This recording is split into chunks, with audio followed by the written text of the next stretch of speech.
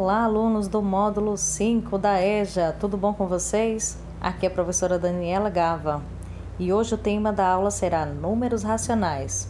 Vamos conferir? Números racionais. O número racional é expresso pela forma A sobre B, de tal forma que A e B sejam números inteiros, mas B, o denominador, tem que ser diferente de zero. O número racional é uma fração, mas deve-se destacar que nem todas as frações são números racionais.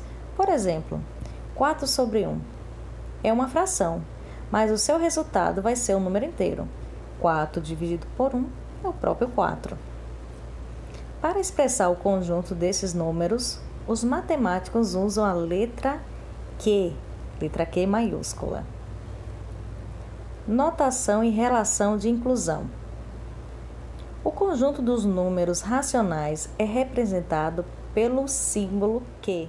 A relação de inclusão é estabelecida com os conjuntos dos números naturais, representados pela letra N, inteiros pela letra Z, e agora a gente vai observar esse diagrama. Muito bem, no centro do diagrama temos os números naturais. São eles, o 0, 1, 2, 3, todos positivos. Vamos ver agora os que são inteiros. São representados por números inteiros que sejam tanto positivos quanto negativos. No exemplo, nós temos 2 negativo, 1 negativo, 0, 1 positivo e 2 positivo. Agora, vamos ver a representação dos números racionais. Temos aqui 1 sobre 3 negativo, temos 0,02 negativo, o próprio zero, temos aqui 1 meio positivo, 0,8 positivo e 1 positivo. Lembrando que quando nós temos aqui um diagrama, entende-se que os números naturais estão contidos no conjunto dos números inteiros, e os números inteiros estão contidos no conjunto dos números racionais. Então, N está contido em Z, Z está contido em Q, certo? E aí vem a pergunta: N está contido em Q? Naturais está contido no conjunto dos números racionais? Sim. Observem, o número 1 positivo, ele aparece tanto dentro do conjunto dos números naturais, né? E também aparece nos números racionais. Fácil, né? Exemplo de números racionais. Números inteiros. O número inteiro 2, ele também pode aparecer na forma de fração. 2 sobre 1. Assim, o 5 também pode ser representado sobre 5 sobre 1. E o 7 negativo também pode ser representado por uma fração, 7 sobre 1 negativo. Números decimais exatos.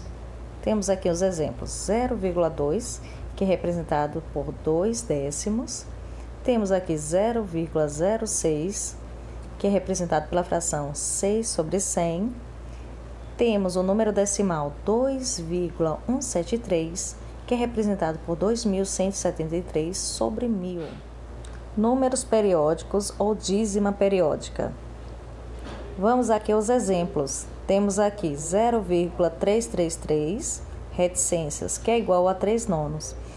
Aqui um exemplo. Aqui no meu exemplo eu tenho uma dízima periódica. Por quê? Porque existe um número decimal infinito e periódico, né? Ou seja, ele está repetindo sempre esse número 3. Outras sequências também, quando houver uma repetição, a gente caracteriza-se como uma dízima periódica. E a dízima, ela pode ser representada por uma fração. Se ela não for representada por uma fração, ela não é um número racional. Ela deixa de ser uma dízima periódica, passa a ser uma dízima infinita, tá certo? Então, por que periódica? Porque os números se repetem por um período. Vamos aqui ao segundo exemplo. Temos aqui 0,24141 reticências. Então, se esse número a gente consegue representar por uma fração, então ele é uma dízima periódica. Vamos ao próximo exemplo. Temos o 2,77 reticências. Da mesma forma, o número 7 se vai repetindo várias vezes, então é uma característica da dízima periódica.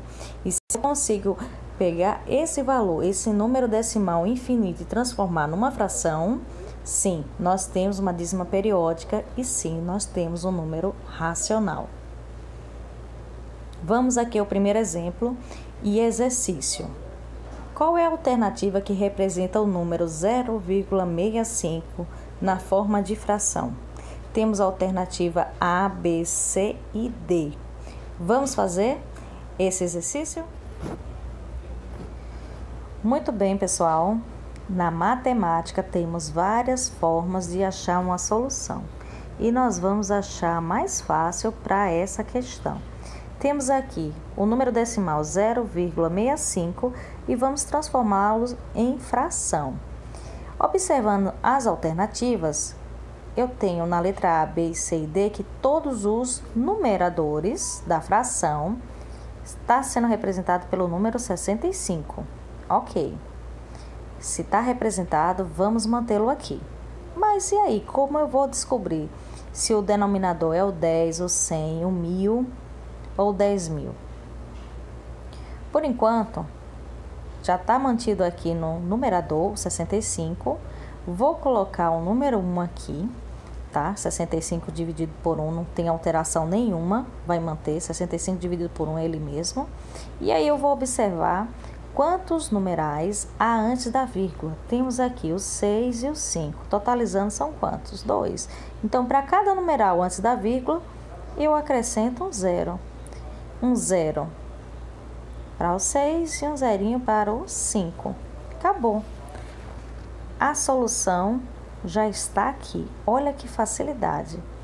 Se tivesse outro decimal, como seria?